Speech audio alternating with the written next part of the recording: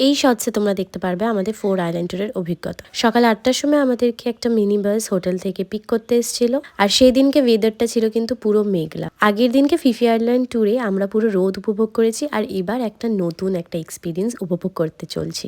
প্রথমেই চলে গেছিলাম ডিক আইল্যান্ডে। এই জায়গাটা দেখে আমার তো বড়ই অদ্ভুত হয়েছিল। তারপর এটার একটা ব্যাক স্টোরি শুনলাম, যেটা দেখতে গেলে তোমাদের নিচে ডেসক্রিপশনে দেওয়া বড় ব্লগটা চেক করতে হবে।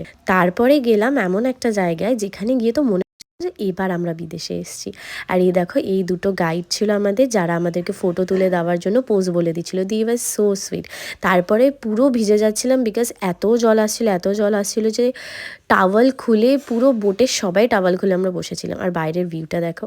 তারপর বৃষ্টিতে ভিজে ভিজে আমরা পোডা আইল্যান্ডে গেলাম, which was our last island. ওখানে লাঞ্চ করলাম। লাঞ্চ করে আমি আর শঙ্খ আমাদের খুব মজা গল্প করছিলাম, খুব মজাতে দিনটা কাটলো। আগের দিনের থেকেও কিন্তু আমরা এই দিনকে বেশি মজা করেছি। তো দেখা হচ্ছে নেক্সট শর্টসে। টিল দেন সব